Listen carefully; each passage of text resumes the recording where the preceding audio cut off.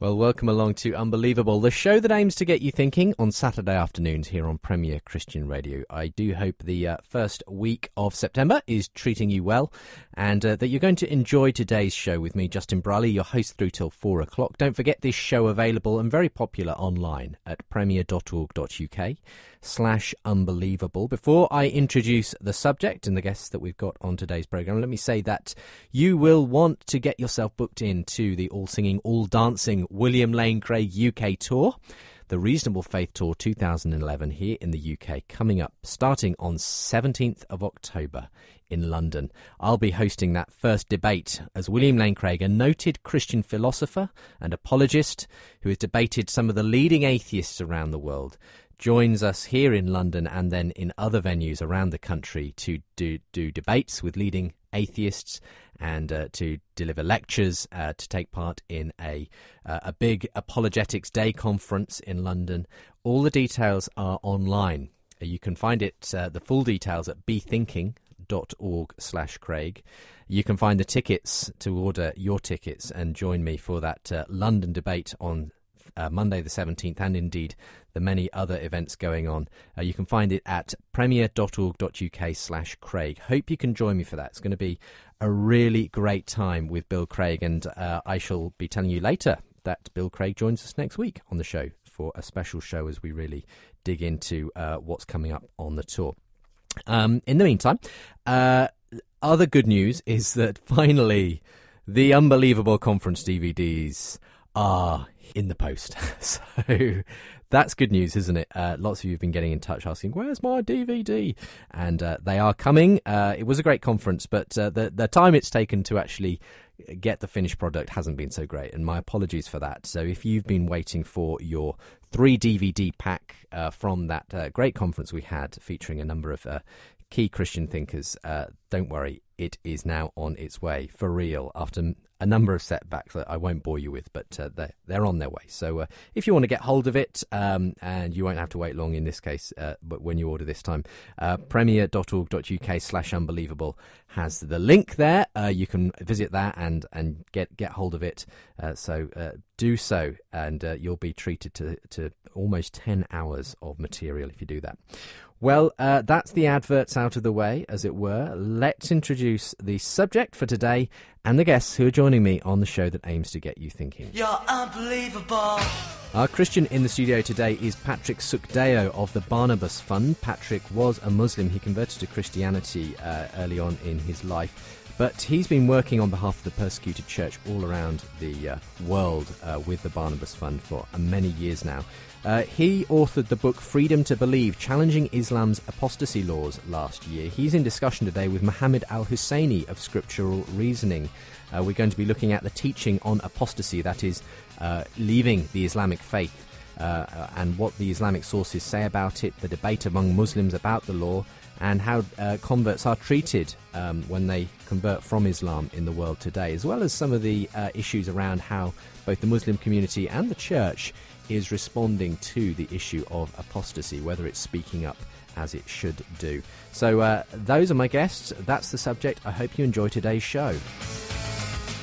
Well, it's a great pleasure to have in the studio with me today for the programme Mohammed Al-Hussaini and Patrick Sukdeo. Patrick, thank you very much for joining me on the programme today. Mohammed, you've been in not so long ago yourself. Absolutely, but, thank you, Justin. The last time you joined me, Patrick, was a few years ago now. Yes, it was. And that was in regard to another book of yours some time back on global jihad. But the book that sort of forms, the basis for today's programme is called Freedom to Believe, Challenging Islam's Apostasy Laws. This is an area you've been working in for some time, isn't it? I suppose, in a sense, all my life. Having become a Christian out of Islam was one of the first issues I'd had to face. And being involved in ministry for many years, it's a pressing issue. But I think there's been another reason. I've always been passionate about freedom. I suppose I got it from my father and my forebears. My father having been arrested by the British for being involved in a freedom movement to bring, let's just say, a country to independence. And this issue of human rights, religious liberty, the rights of the individual, I think, has shaped me from earliest beginnings. Just briefly, what was the process that led you to convert from Islam? It's a rather interesting question, because looking back, it wasn't because of what one would say coercion, or I was set up or anything like that. It was a very simple process. I grew up in Guyana, family from a Muslim background. Father had been a Hindu who converted to Islam to marry my mother. I had a very loving family, as Asian families tend to be, and fathers and mothers very proud of their children and vice versa. And father got into trouble with the political. We ended up in the UK in 1959 as refugees, and I went to school in an inner city area. My encounter with Christianity was not very good. Firstly, I had thought that all white people were Christians, and it was Christians that had arrested and imprisoned my father. It was a colonialist religion for me. Secondly, coming to Britain at that early period, at the age of 12, and living in an inner city area, and I'm very much an inner city kid, if I may say so. My first week at school, I was beaten up every day.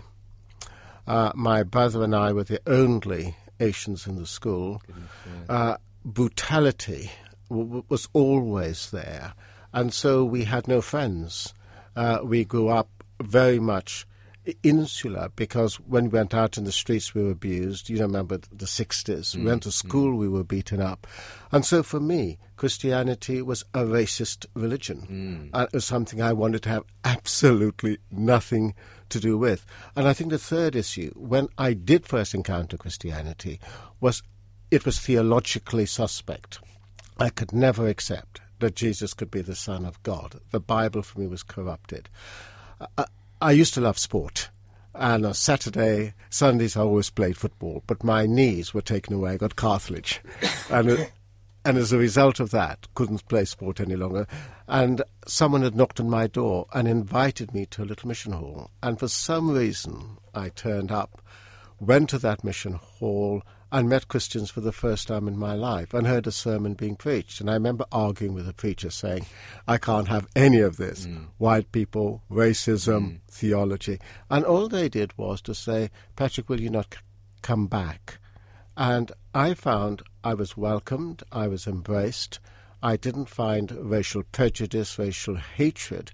And for the first time in my life, I started to think about, what was faith? Now, I'd always been brought up to pray. There's never a moment in my life when I did not believe in the existence of God. And I began to say to myself, well, I want to know the God who is the other for myself.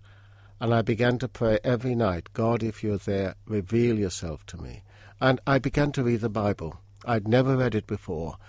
For me, the problem was suffering. Why did God allow suffering? And when I read Isaiah 53, it was this suddenly I could understand the nature of a God who suffers, and this suffering led him to send his Son, and the sufferings of Jesus on the cross. And I would look at the lives of the Christians and try to think, are they a pack of hypocrites? And one day someone just said to me, Patrick, why are you not a Christian? I looked at them and said, I am. Right. Well, we'll come back to it, because obviously how that ties into then the apostasy thing is obviously relevant there. But let's turn just first of all to Mohammed Al-Hussaini, who joins us as well. Thank you for joining me again, Mohammed.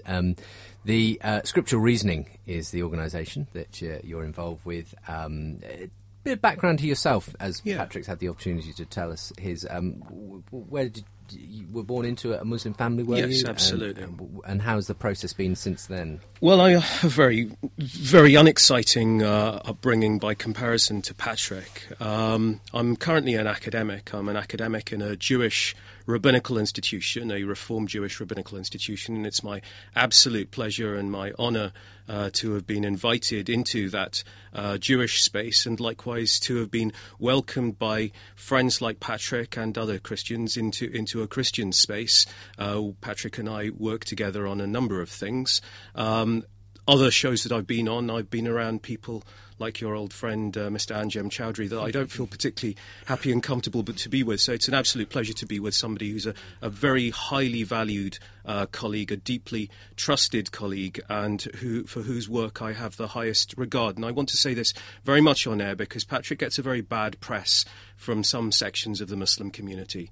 And I want, if there are any Muslim listeners, to pay particular attention to the narrative that they've just heard of somebody who has stood up his entire life for the underdog and for those who've been bullied and picked upon. And that's really what kind of drew me to him in a common cause. I find it an absolute scandal that we build mega mosques in this country while burning down churches in Muslim majority settings, that we are the playground bully, we are the racists, we trample on Christian minorities, not because in many cases of issues around theology and doctrine. Most of these ignorant mobs don't know one end of an Islamic teaching from another.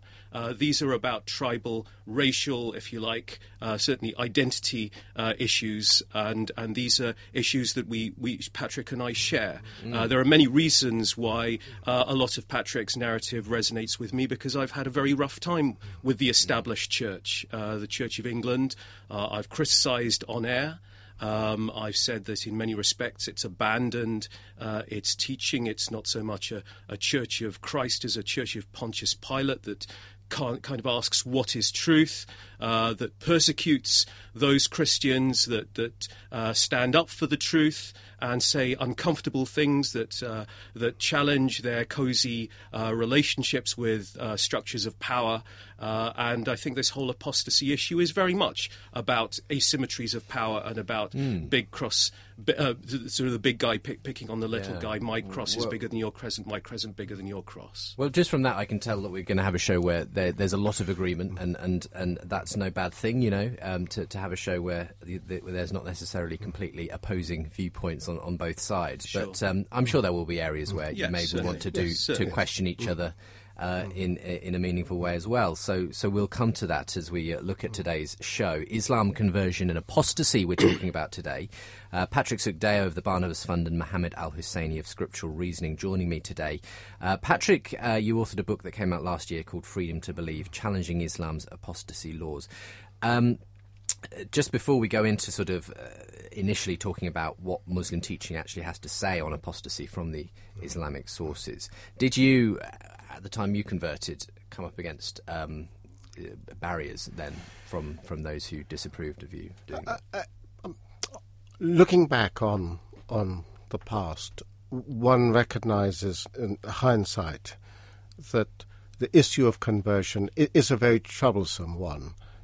For very close-knit families who are Muslim families, Asian families and others, because how it is perceived, how it is interpreted is not always seen in theological terms, but in other ways. And I think many who have had experiences like myself has experienced those kinds of problems.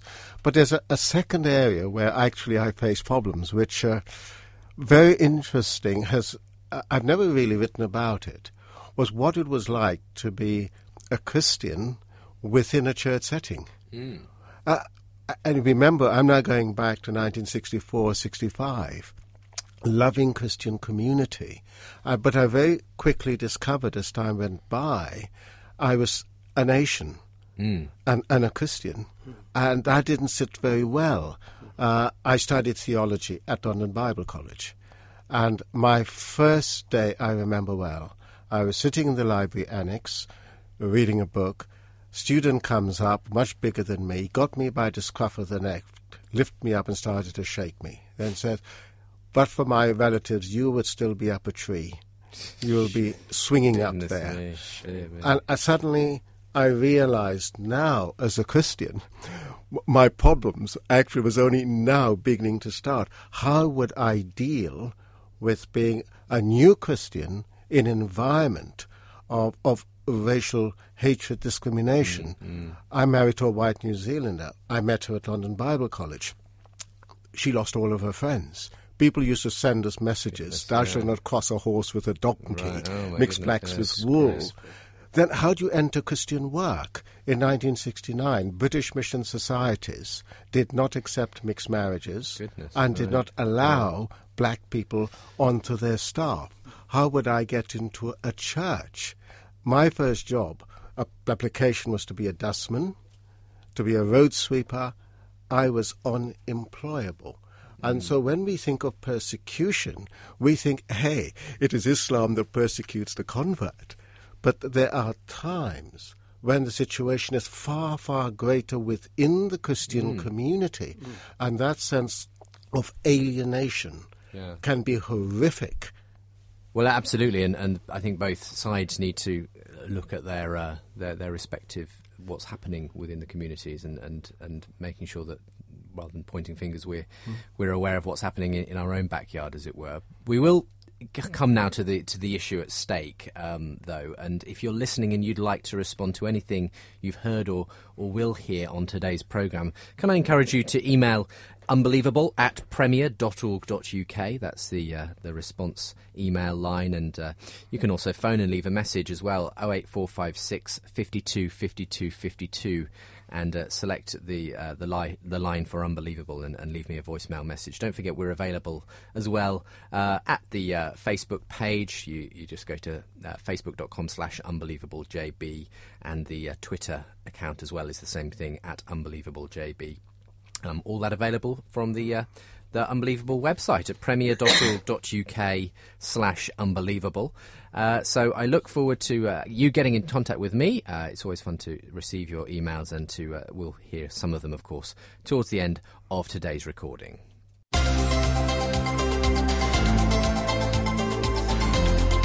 Unbelievable with Justin Brierley.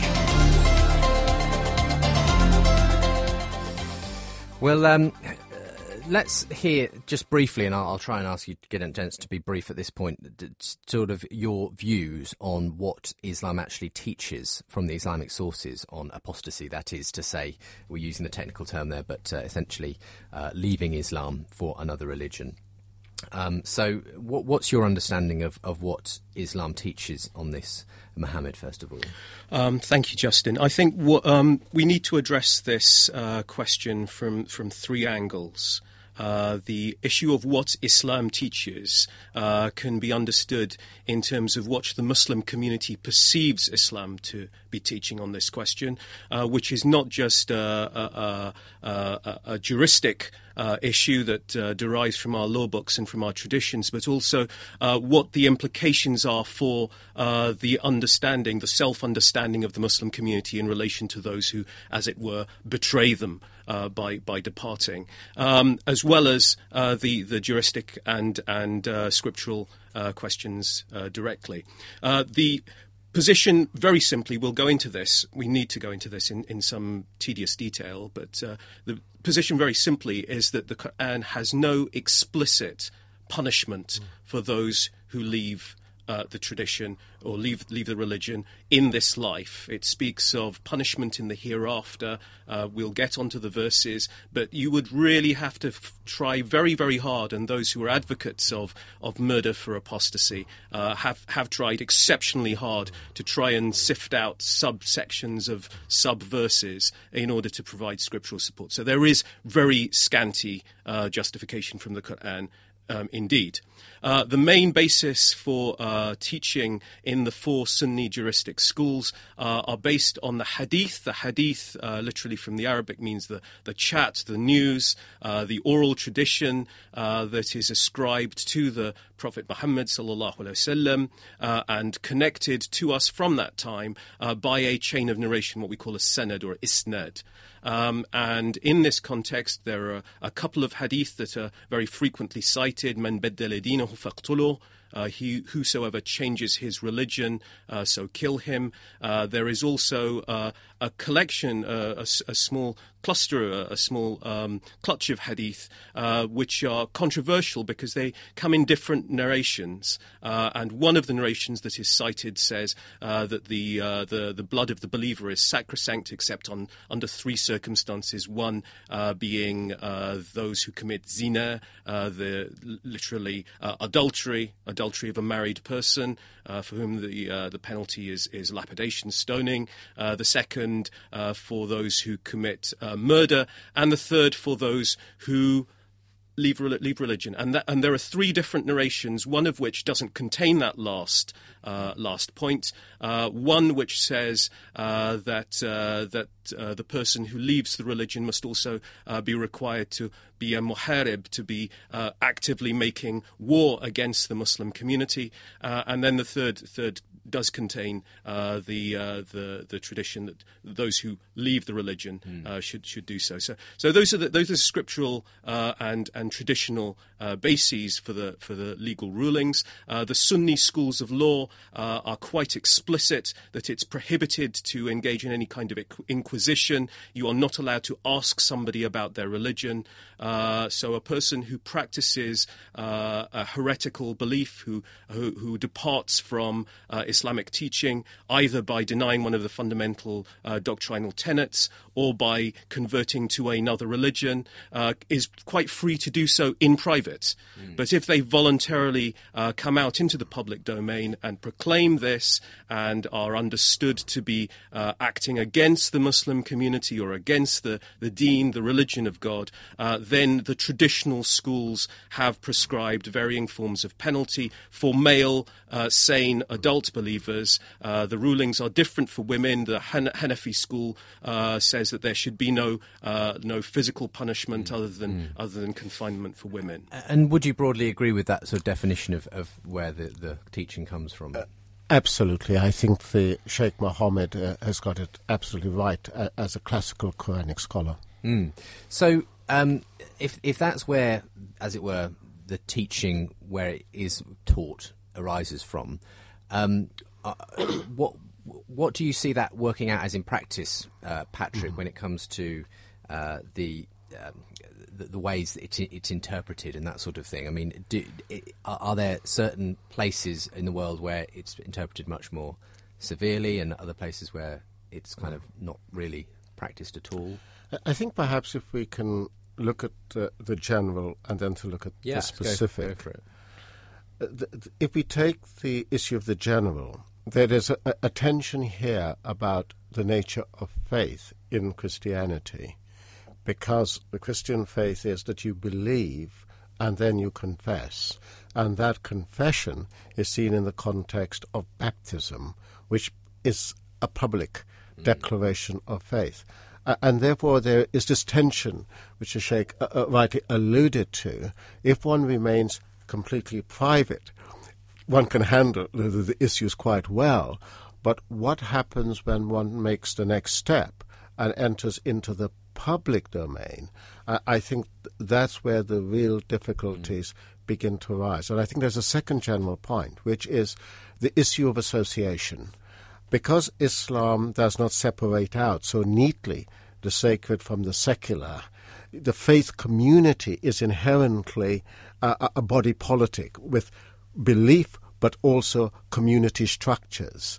And so to leave is to leave the community, which in the early days had a political context, which is no longer the case. So in the minds of Muslims, there is a sense of betrayal, and you're now realigning yourself, some would say, with, quote, the infidel, the enemies of Islam. And that association brings with itself peculiar difficulties. So when you move to the specific, you have countries where apostasy, the laws of apostasy exist, and death for the apostate. And I suppose the one which most concerns me at the moment is the situation in Afghanistan, which I'm intimately involved with, and where the complete Christian community of converts is now at risk from death. There you've got a specific issue of a country. And then you carry that down to the individual who may be living in a community where there may be family pressures, pressures from the mosque, pressures from the community that can lead at worst to death.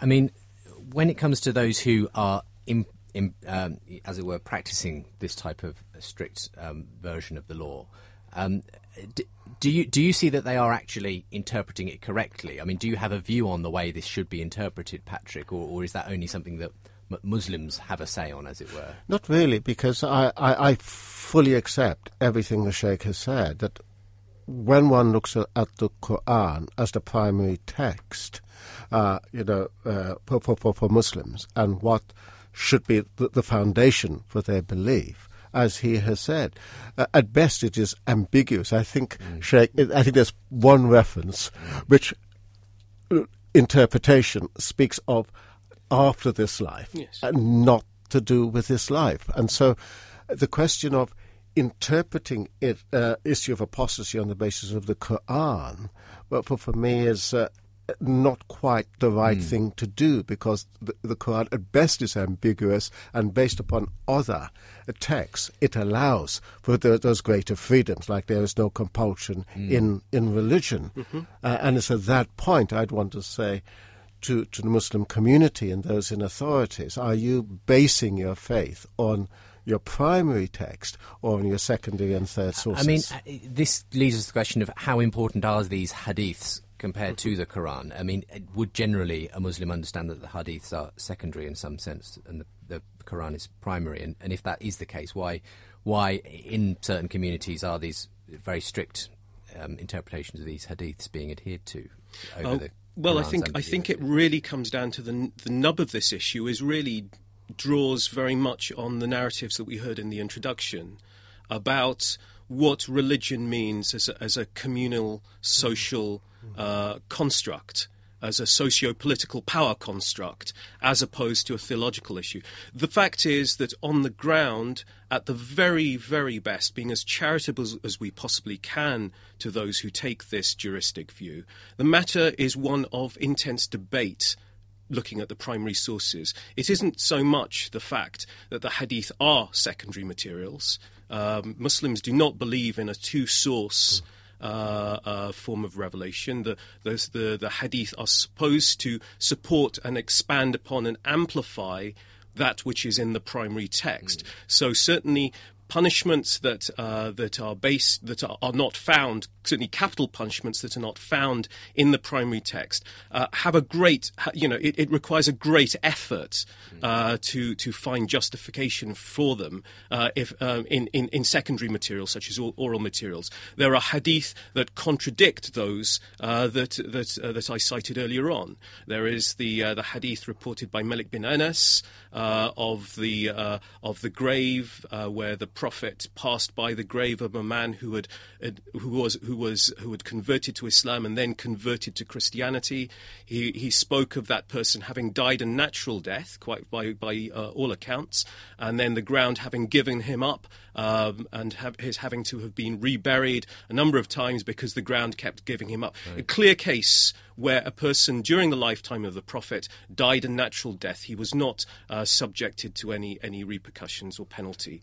So it's a matter of debate, and the reason for this really comes down to the question of why it is that in Mecca and Medina scraps of the Quran are kind of left all over the mosque of the Haram, whereas if a Christian so much as speaks in a perceivedly disrespectful way towards the Quran, we go around and we burn down your churches and we rape your women. That's what this is really about. It's about a tribal identity, racial, nationalistic construct. We'll carry on in just a moment's time.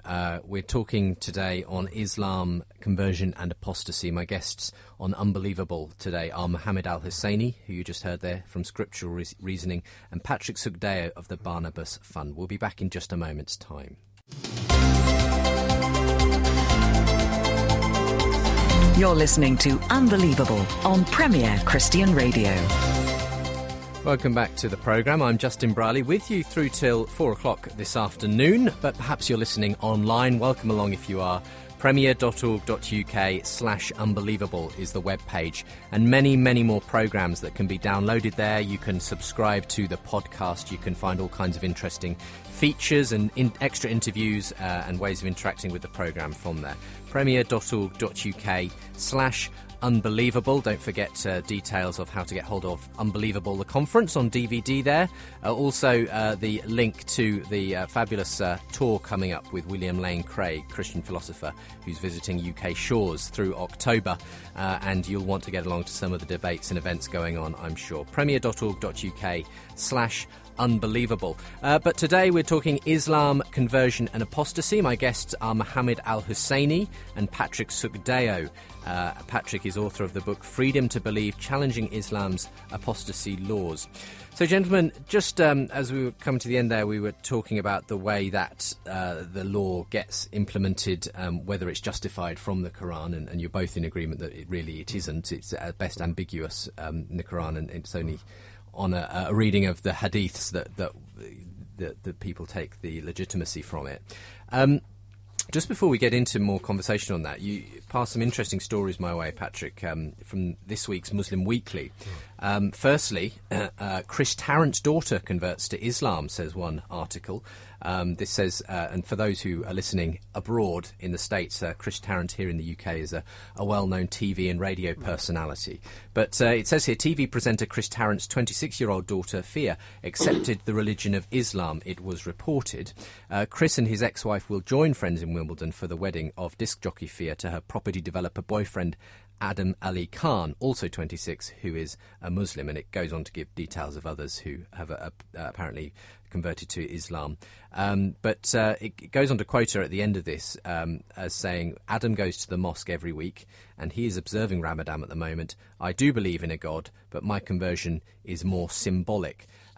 Before we move on to one of the other stories you pointed out, that it's interesting to me that evidently what strikes me is that to marry a Muslim, you must become a Muslim, and I assume that works both ways, whether you're male or female. Is that the case? No. The teaching has expanded through, or the interpretation of the primary text has expanded through the classical schools, is that it's permissible for a Muslim male to marry an unconverted Christian or Jewish woman. But in order for a woman to marry a Muslim woman to marry, then the spouse must be a Muslim, and this relates to the questions around who has the power in the family. Is it common though, in that sense, for when a Muslim man marries a non-Muslim woman, for that woman to convert? Or I don't know whether we would describe hers as a conversion. No. She obviously talks about it being symbolic. Perhaps it's more a convenience in some sense. But absolutely. I wouldn't want to second guess that, but yes. Absolutely, Justin. I mean, what we're talking about today in apostasy and conversion in a Muslim context, in many cases, isn't theology. It's sociology. And when we talk about the killing of people for conversion, as in the case of anti-Semitism in Christian history, the church was only involved in a very small minority of cases directly. The great majority of anti-Semitic incidents were the result of mob violence and tribal identity issues. It's the same in the Muslim world in relation to Christian minorities. The Sharia courts are responsible for killing people, but only in a small minority of cases. In the majority of cases, it's what we call honor killings.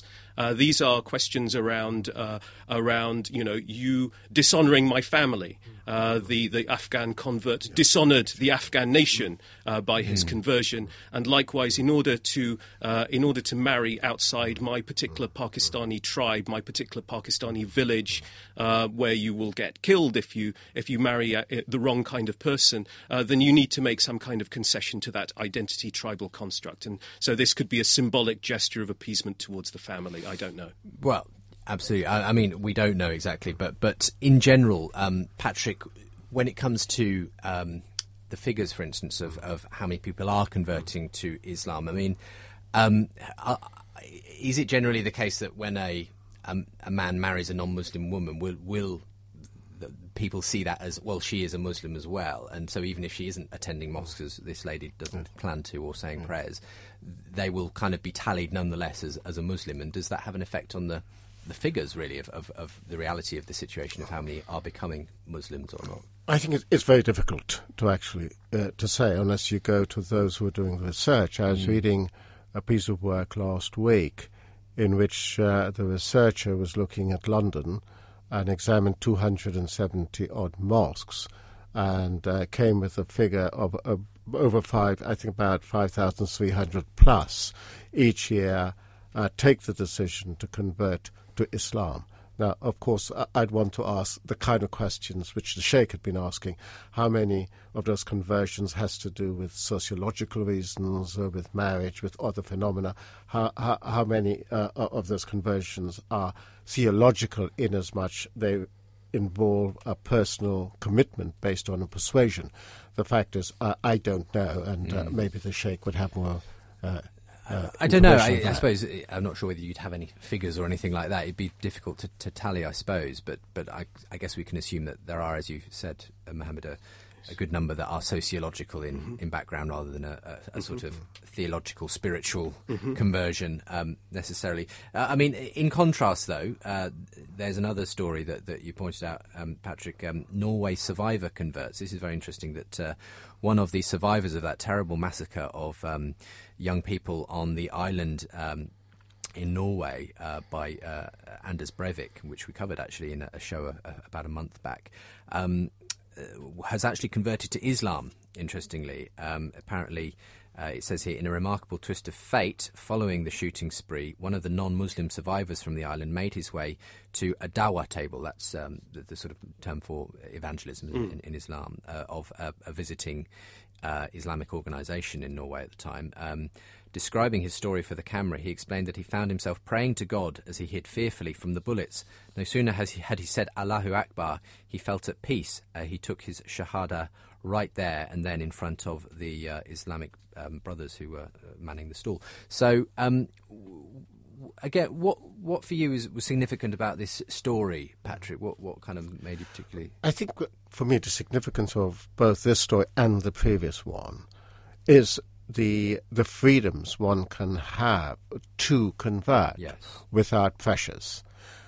I profoundly believe in a free society, and I tend to look to the UN Declarations on Human Rights, Article 18, which gives freedoms of choice, freedoms, to think, freedom to propagate one's own belief, freedoms to worship. And I see these freedoms as fundamental to who we are, what we are, and as a society. For me, those freedoms are derived from God himself, who made us as free beings with minds that are rational and with the ability to choose. So when I hear those stories, for me it's indicative of the kind of society in which we live, and one which I'm proud to belong to. Whether I disagree or don't disagree, that's not the issue.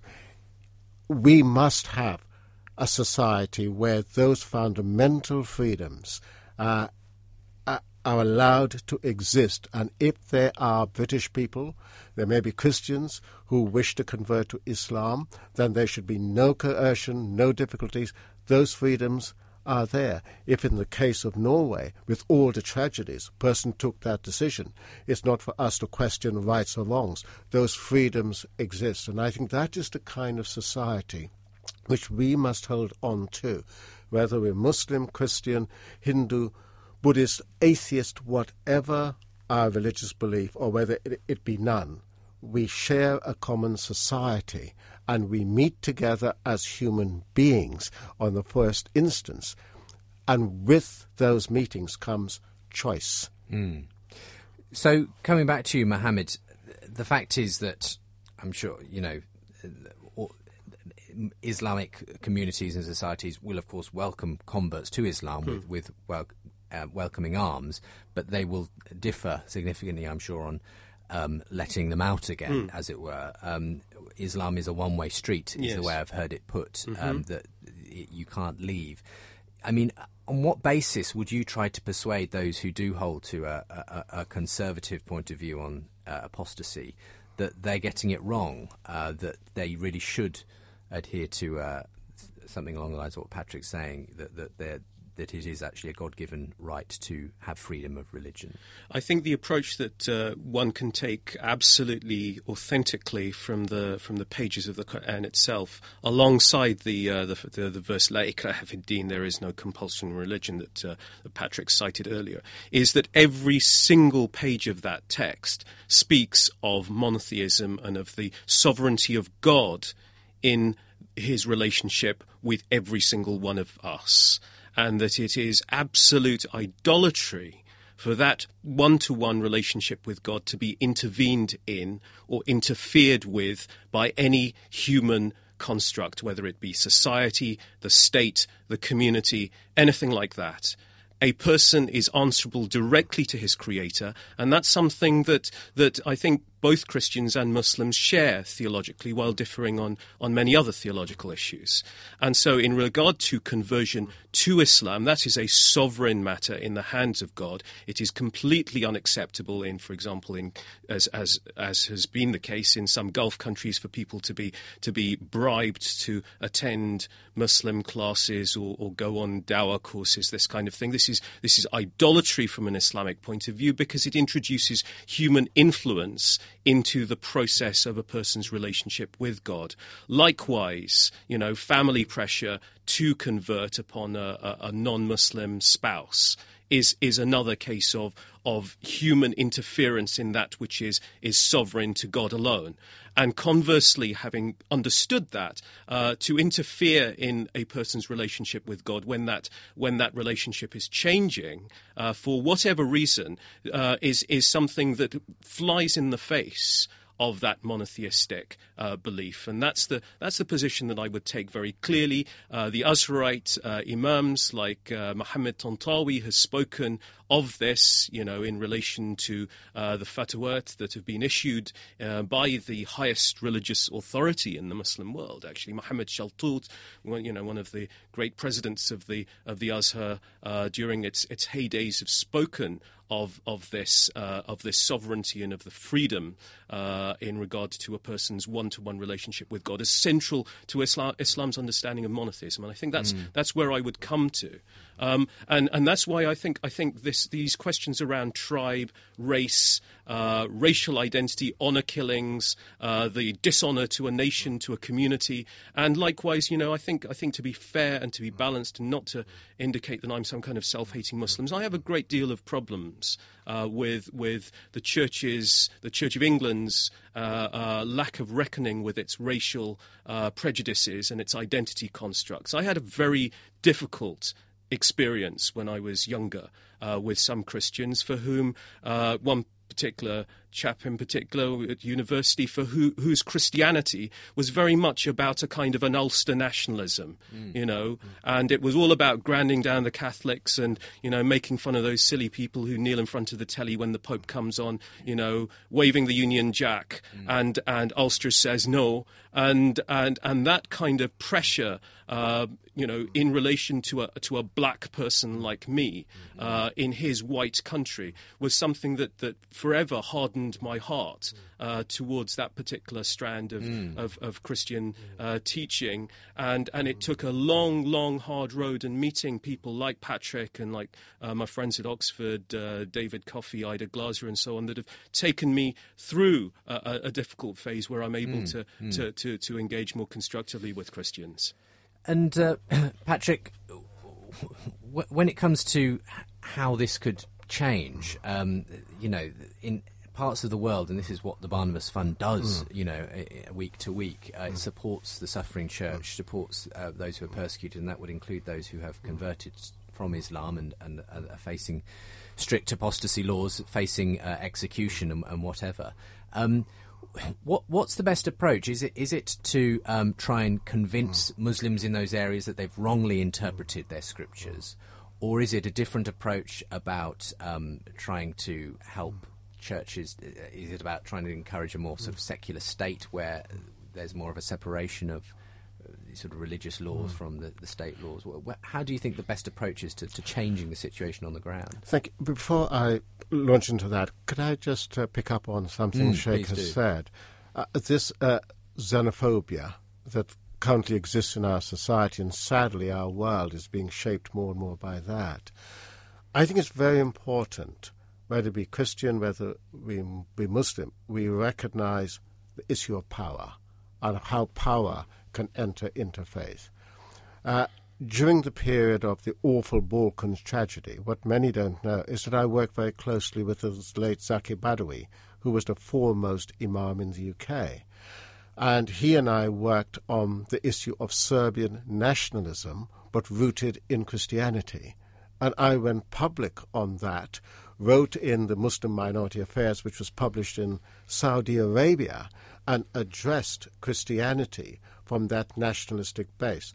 And I start there in terms of answering a question, because if I believe in justice and I believe in freedom, then it must be universal. I cannot just want freedom for myself as a Christian minority. And when I see Muslims being decimated in the Balkans, I say it's nothing to do with me. And we in the fund have always felt that where people suffer, we should address those issues. And that's why I went public on the Serbian issue. I've gone public on other issues. But the fund exists to look after Christians and makes us, in a sense, not quite unique. There are others seeking to do that. But where I think we have tended to get into predicaments is that we tend to focus not just on the context, but we try to go into the reasons why. And so your question is very important. I don't believe I can persuade Muslims about their theological texts. I think that is for Muslims to do. And so my friend the Sheikh and others like him are able to do that with scriptural reasoning as they address the text, and they're able to give the appropriate interpretations of those texts and the background surrounding it. Secondly, when we look now at the context in terms of power and reasons why Christians are being persecuted, particularly conversion, we, as a fund, need to address those societies, the governments, the institutions, and to say, should you be doing that? And that we have sought to do, whether it be in Afghanistan, Iran, what is happening in various parts of the world. And one way to do this is to make it public. Now, here we get into a real dilemma. We make public these stories. People say, well, why are you doing that? Should you not be staying silent? And we say, but we have to. Because where injustice occurs, it behoves us to make that public so that change could occur. We cannot stay silent. You're listening to Unbelievable this afternoon, talking about Islam, apostasy and conversion. And my guests today, Mohammed Al-Hussaini and Patrick Sukdeo. Don't forget, if you want to get in touch, you can email me. That's unbelievable@premier.org.uk. Look forward to hearing from you. Don't forget, we're online at premier.org.uk/unbelievable.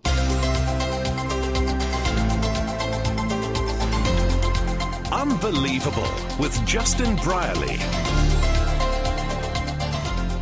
Mohammed, you've sort of said before you don't want to come across as a self-hating Muslim because you see that there are problems not just within the Muslim community but within the way the church is responding to the issue of apostasy as well. Give us the sort of your take on what you think Christians should be doing or aren't doing to actually address this issue of apostasy in the Islamic community. I think one of the key issues that the church needs to do right from the start is to have this reckoning with its institutional racism. The Church of England, from my experience, the irony of this is, in the course of standing up for persecuted Christians, I've ended up a persecuted Muslim, and in a very large part, that pressure and that political bullying has come not so much from the Muslim side as from the Christian side, from the establishment of the Church of England in particular, and other people in the interfaith industry, if you like.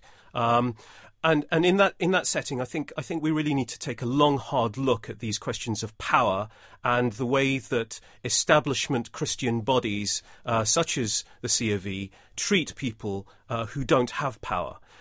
Just while Patrick was talking, I was thinking of the conference in Mostar in Bosnia-Herzegovina that I went to a couple of weeks ago, and Mostar's a divided Christian-Muslim town, and on top of the hill where the Christian side of that city had been shelling the Muslim side, the Croats had decided to put up a great big cross to just kind of lord it over the Muslim side, and to me that was just an absolute act of desecration against the Christian gospel.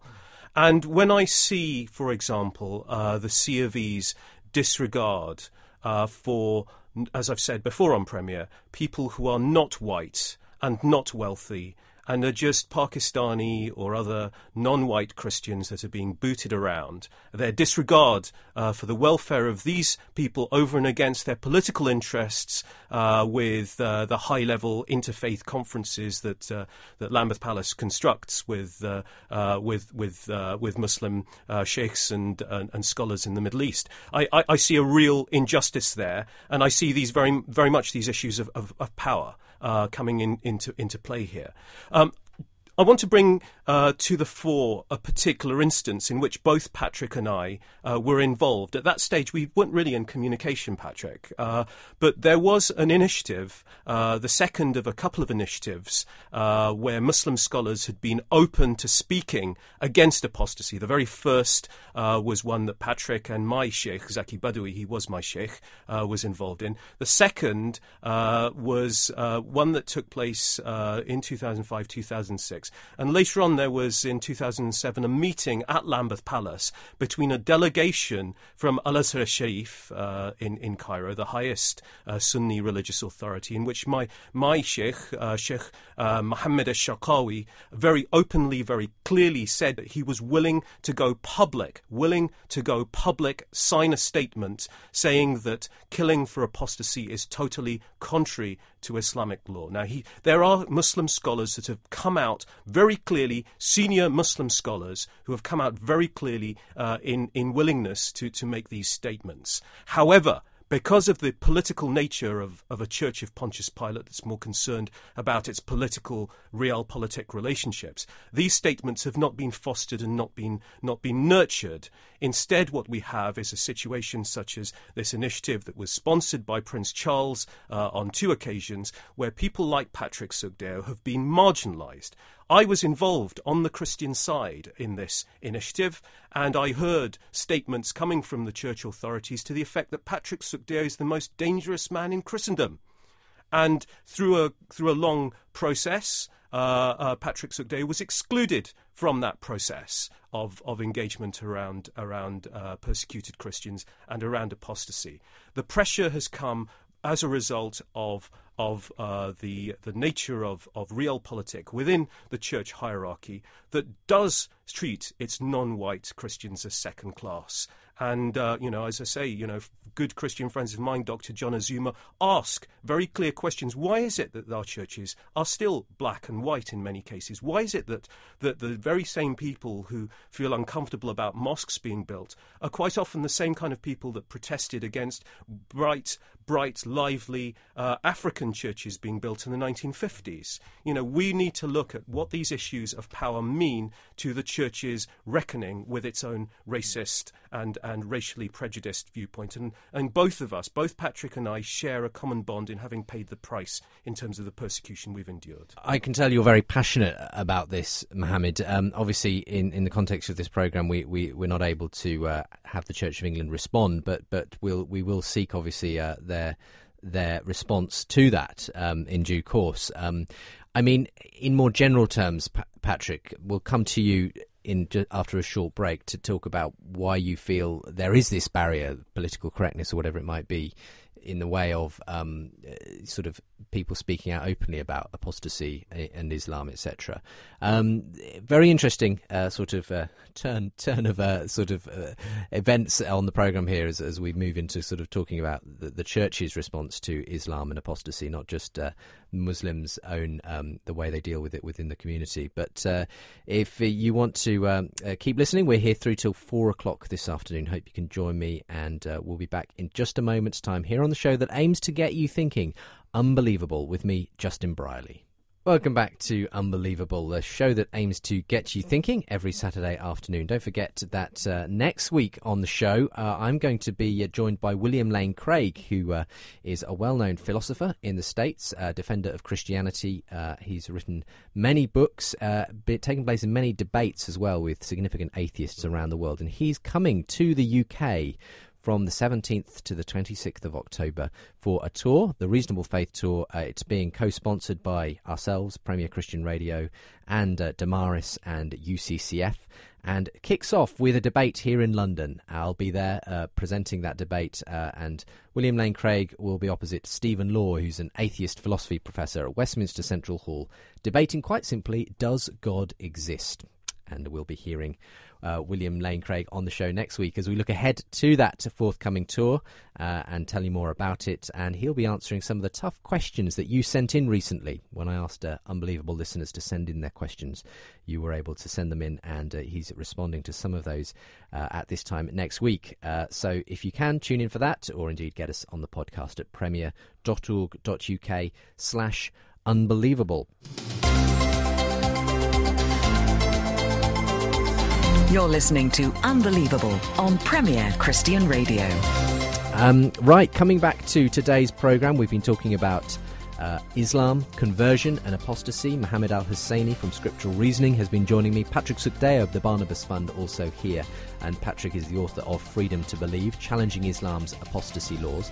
I'll certainly put a link to the book and indeed to both your websites, gentlemen, with the podcast of this programme. In that last section, though, Patrick, Mohammed was really opening up something of a can of worms as it regards whether the church in the UK, particularly the Church of England, is really tackling this issue of Islam and apostasy, or whether it's sort of beholden to the forces of politics and things that don't allow it to say what it should be saying.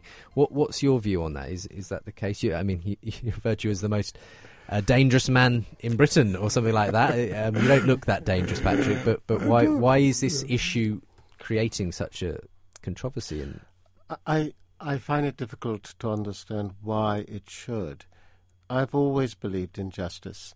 Back in 1970, I wrote a book, All One in Christ, addressing the issues of race in the church that was banned in South Africa. I was the first secretary in the area of community race relations for the church, a church body across the UK. And I fought those battles at that early period, and I knew what it was to be despised at that point, because here I was, an immigrant, arguing for racial justice in the context of a church which was closely allied to society. And I'm going back to the late 50s, 60s, where it was particularly difficult, and in fact into the early part of the 70s. It was a very hard period of being British in that context. I have found from my own experience alienation as an Asian in a fundamentally white society, alienation in terms of being a convert to Christianity, in terms of the wider Muslim community, alienation of being a brown Christian convert in the context of the church. And so I think the Sheikh is right. We are dealing with structures of power. The problem I have now is, how are we going to address this in our day? What is important is that we remove violence from religion. I don't care which religion one belongs to. Violence must be removed. Coercion must be removed. There must be freedom. We believe in a sovereign God. I'm a great believer in divine sovereignty. I became a Christian because it was a sovereign act. I do not believe people convert others. It lies with the remit of the Lord God himself. What we have to be are to be instruments of love, instruments of justice, instruments of righteousness. And that means we have to address issues of injustice, whether it be the Muslim community, its leaders saying these laws must now be removed. Christian leaders recognizing they have to address problems within their own church community, but joining with Muslim leaders, saying where that injustice occurs, we must have the courage to actually to engage in it. A dilemma which the churches have faced of all branches is that it's very easy for her to sacrifice issues of justice, the persecuted church, the convert, on the altar of interfaith community relations. That in order to have good community relations, we therefore sacrifice people and justice. That leads to injustice. We must allow our heads to rule our hearts, and much as we say community relations, race relations, interfaith relations, if injustices occur, if things occur which conflict with those principles, we must stand for what is right, no matter what the cost. And is it the case, Patrick, that you're being seen as too provocative in some sense? In that way, you're not allowing for enough, easy cooperation between interfaith, because you're pointing out what they're doing wrong, and therefore that's seen as being too, I believe that relationships with people of all faiths are essential. The Sheikh and I are very, very good friends. I have many Muslim friends. I work closely with Sheikh Badawi throughout the 1980s on very contentious issues, both in Britain and in the Balkans. And I've never seen a conflict or a contradiction in that. The Sheikh and I have traveled together, we eat together. I count him as one of my closest friends. I have other Muslim friends like that. When it comes now to faith issues, the real dilemma is, rather than acknowledge differences, we try to engage in this merger, and very quickly we can begin to sacrifice issues of justice and truth. And I think that is dishonouring to both sides. Just briefly, as we conclude, where do we go from here then, Mohammed? Do we need just to be more honest with each other and as it were, stop sacrificing, as Patrick's described it, to a kind of multi-faith thinking that isn't actually honouring to any party? Absolutely right. Well, I mean, it comes down to the biblical teaching, Navi bi'uhu, in the Hebrew, the prophet in his own city. Patrick and others like him, and those on the Muslim side, like my Sheikh Mohammed Sharqawi, these are prophetic voices. These are voices that speak out of the pages of Scripture. In distinction to the prophetic voice, there is what you might call the institutionalist voice, the voice that sees religious teaching, that sees Christianity and Islam not as the speaking of truth that might make you free, but rather as communities with their internal politics, with their hierarchies, with their political compromises, in which truth, like Pilate, as Pilate would say, is pushed to the back of the queue. And that's why interfaith dialogue, the whole interfaith industry, the Interfaith Network, which is the national body for interfaith dialogue in this country, has in many ways become that voice of institutionalism as opposed to prophetic speaking. So speaking the truth is subject to constraints, and rather what is privileged is consensual injustice. We come to a situation where men in smoke-filled rooms decide what's going to be a good compromise, and if everybody in that room, as is the case in some of these member bodies, have blood on their hands, or they have radical connections, then everybody's shared view, even though they may dislike each other intensely, is to make themselves look good. And the whole purpose of the interfaith industry, therefore, ends up being just a public relations exercise. The questions around power that we've addressed are very difficult ones for the church to have to reckon with, because it means washing one's dirty laundry in public to an extent that the church may not actually be ready for. We have a situation in the Anglican Communion where a vast swathe of non-white Christians takes one religious theological view over and against a minority white northern part of the church, which takes a different view.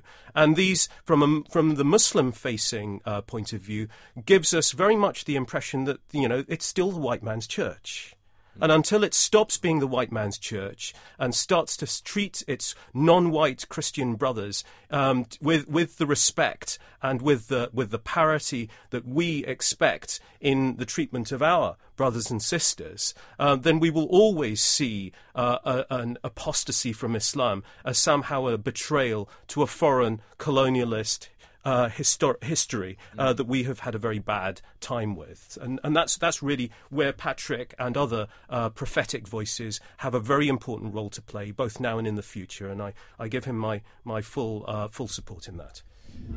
Well, there you go. It's been a really interesting program. Not quite the program I had anticipated in some ways, but very interesting to kind of get the background on how you both feel. Obviously, there's the forces at play when it comes to really putting these issues on the table and discussing them honestly and openly. We've run out of time, unfortunately. I wish we had more. But if you want to find out more about the issue that we sort of have started with, at least, on Islam and apostasy and Islamic laws and how it gets interpreted around the globe and the treatment of converts from Islam in the world today, a good place to go is Patrick's book, Freedom to Believe, Challenging Islam's Apostasy Laws. And Patrick, of course, is at the Barnabas Fund. The website I'll put up with the podcast of this programme at premier.org.uk/unbelievable. And a link, of course, to the book as well, which is available in good Christian bookstores and indeed on Amazon and other places. Mohammed Al-Hussaini is from Scriptural Reasoning, and again, a link to his website as well. Thank you, gentlemen, both for being with me today. And I look forward to meeting you again at some point in the future. That was today's show. You're welcome to get in touch about it. I'll be giving out the contact details again in just a moment, and we'll be hearing some of your feedback to previous week's programming.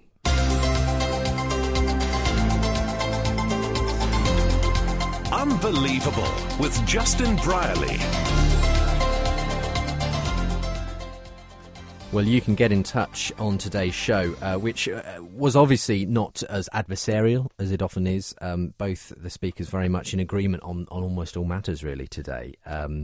But I'm sure we'll do the issue with perhaps a more conservative Islamic voice at some point in the future as well. And we hope to have Patrick Sukdeo back again in the not too distant future as well. If you want to get in touch, though, your thoughts on what you heard today on the programme, you're welcome to email me, unbelievable@premier.org.uk. Just a reminder that I do enjoy interacting on the Twitter and Facebook accounts. That's the Facebook page you can find by searching for Unbelievable or go to facebook.com/unbelievablejb. My Twitter handle, if you use Twitter, at UnbelievableJB, and those all are accessible from the page of the Unbelievable website, premier.org.uk/unbelievable, where you can find a link to the Premier community, where there's many interesting conversations going on as well. And one thing I've been telling you about over the last few weeks, and indeed will continue to really put out there, and I hope you can send the message on as well if it's the kind of thing that you know people would be interested in, is of course the fact that we're hosting in October William Lane Craig, a noted philosopher, Christian philosopher, one of the foremost defenders of Christianity in the world, a man who divides opinion. If you go online and look at the comments from atheists and Christians as to his debating style, the arguments he uses. But he'll be joining me, as I said earlier, next week. But you can book yourself in now for the tour, and there's a number of dates to choose from. There we kick off on Monday the 17th of October. Stephen Law standing in as the atheist contributor for Polly Toynbee, who pulled out last month from debating Craig, and there's been a bit of coverage, as you may be aware, in the news about that. But that will be a great discussion, I'm sure, a great debate on the existence of God, kicking us off at Westminster Central Hall, Monday the 17th of October. premier.org.uk/Craig is the place to go to book your tickets for that. And indeed, you'll find the options for booking tickets for a variety of other events as well across the course of the following week and a half, when Craig is up and down the country in various locations, taking on debates, doing some lectures on the resurrection. You'll find ability to book in for that at Southampton. He is going to be lecturing on hawking and his book, The Grand Design, which claimed that God was redundant as a cause of the universe last year. You'll find him doing that in Cambridge during the tour. You'll find him in Oxford responding to Richard Dawkins' book, The God Delusion, which will, of course, be 5 years old in October this year. Richard Dawkins has resolutely refused to debate with Craig while he's over here. So they're leaving a chair, though, for him to occupy, just in case he changes his mind right up to the last moment. But otherwise, in the absence of Richard Dawkins, Craig will be delivering a lecture on his critique of the God Delusion, and indeed there'll be a panel ready to respond as well and to have a good discussion about it afterwards, and time as ever in all of these scenarios for Q&A from the audience. Great debates going on as well in Manchester. That'll be opposite Peter Atkins, who's a vociferous anti-religious scientist. Also Peter Milliken, a very good Oxford professor, an atheist, but really knows his stuff. That'll be a very substantive debate going on in Birmingham during the tour. And, of course, this big day conference, Apologetics Day conference, on Saturday the 22nd of October, featuring not just Bill, but Gary Habermas coming in from the States, an expert on the resurrection. That's what he'll be talking on. Peter J. Williams from Tyndale House in Cambridge will be talking about the reliability of Scripture. So some fantastic events going on. Do tell your friends. If you're a Christian, let the atheist you know, or the sceptical person you know about these debates that are going on. That'll be an excellent place to come and hear both sides of the issue. And indeed, it's a good place to take to invite someone along who's a sceptical or an atheist to the lectures as well, as there'll be plenty of time for Q&A. So get your church aware as well. If you're the kind of person who really thrives on sort of the intellectual arguments for the truth of Christianity, then why not let your church know about it? We'd be happy to send you flyers. Just get in touch and we can do that. But do just let them know about the fact that the website is there, premier.org.uk/Craig, in order to book in. And indeed, you can find more information at the Be Thinking website, where they've got a lot of the information about the debates and the story so far in terms of the tour. That's at bethinking.org/Craig. So I look forward to meeting many unbelievable listeners on that, and many who aren't as well. I think this is going to reach far and wide as we go into September, and we look forward to bringing people into awareness of this tour and all that it could bring in the future.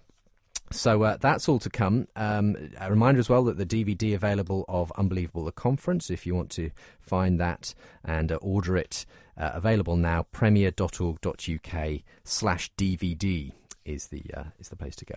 Okay, let's look at some of your responses over the last number of weeks. I've had a little holiday. The program's still gone out because I recorded them in advance, and they've been going out in my stead. But it means a huge backlog of emails have built up in regard to the last few weeks of programming. So I'm just going to select a few on this occasion on the last 3 weeks of programming, just to give you a flavour of what people have been saying when it comes to the things that we've been looking at. So going back 3 weeks, we had that second discussion between Christian Peter Harris and atheist Ed Turner. That was on the question of whether Stalin was influenced by atheism, whether Hitler was influenced by Christianity in the terrible things their regimes did.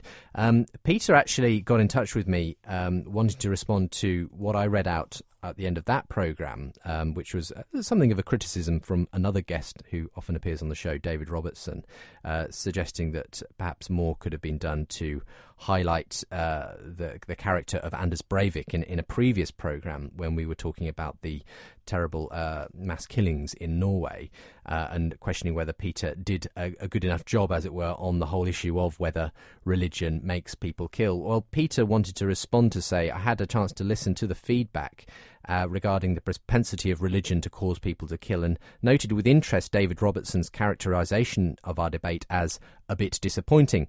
As an apologist, I don't always find Robertson's style and tone of debating with atheists helpful to the Christian cause as such, and so thought I would respond to his comment. The show was subtitled as a response to Anders Breivik's mass killings, but it was titled Does religion make people kill? Robertson objected to the fact that the show dwelt too little on Breivik and wandered off the topic. Well, you, Ed, and I were also criticised for not discussing Breivik's views more broadly and for omitting to discuss Breivik's World of Warcraft obsession, his racist ideology and his alleged use of drugs. Well, in response, it is clear from the title of the programme that a broader discussion than just Breivik's lunacy was in the offing. More, it became apparent early on in the debate that Ed and I had no disagreement over Breivik's philosophy and motivation, and that fundamental Christianity was not to blame.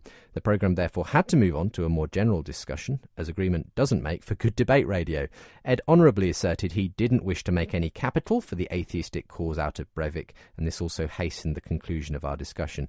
In addition, as the news of Breivik was so new, it was difficult to provide an in-depth assessment of this man's views and lifestyle. At the time, those investigating his crime regarded Breivik as not wholly understood, and the British press seemed to be having a difficult time delineating the lineaments of Breivik's worldview. Finally, I think both Ed and I did our best to provide an accurate picture of the eclectic picture of Breivik's outlook.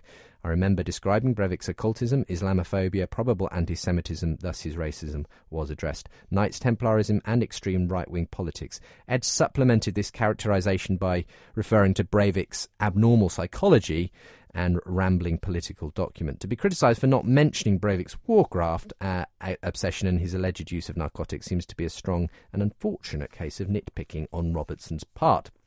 Anyway, thank you, Peter. And we've had a number of emails saying that people thinking that it was a great discussion. Gordon Onley says, in reference to the discussion that then followed that on Stalin and Hitler, I found Ed the atheist position sadly typical of the new atheist crowd. On the one hand, he brushed aside Stalin's atheist leanings by correctly pointing out that Stalin was a paranoid schizophrenic who held wildly distorted views of Marxism, yet he was unwilling to cede territory to Peter in reference to Hitler not being a Christian. And while Peter gave solid objective reasons for Hitler not being a Christian and Stalin being at least influenced by atheism, Ed disregarded these arguments and insisted upon subjective proofs. Ed is in many ways a poster child of the new atheism, where they claim to be open to a reasonable objective debate, yet when reasonable and objective theist opinions are presented, they run and hide in a subjective proof camp of their own making. Thank you very much, Gordon. Michael says, thanks for the show. It got me thinking this on whether atheism was in some way responsible for what Hitler and Stalin did in causing the deaths of millions. Well, theism is active, atheism is passive by definition. Theism may cause massacres just as atheism may fail to prevent them. Both are guilty. Theists should admit that theistic beliefs, however muddled, have provided motivation for the Crusades, the Inquisition, and much of today's terrorism. Atheists should admit that the lack of belief in any transcendent ethical system has relieved people of moral responsibility with terrible consequences if they've had the power of Hitler or Stalin. Thank you very much. Many more on that topic, but I'll leave them as we try to just fit in a few on the other two shows since I last brought some email feedback on them. This is going back to the show on Rebecca Benich, the former Christian who lost her faith, and she had a discussion on how best to interact and talk about these things when it comes to a Christian, non-Christian dialogue, and that was with Sheridan Voisey, an Australian broadcaster who joined me for that show. David Donahue wanted to say that if Rebecca was truly born again, then the texts that you quote from John 6 and Hebrews 6 are contradictory. John 6:39 says that all who have saving faith have eternal life, while the second states that those who fall away will be destroyed. Well, if we believe that the Bible is without error, then the only way to reconcile this is that the apostates had no saving faith to begin with. Now, others have echoed this, and this was brought up during the course of the programme, of course, suggesting that Rebecca can't have been a truly saved to begin with.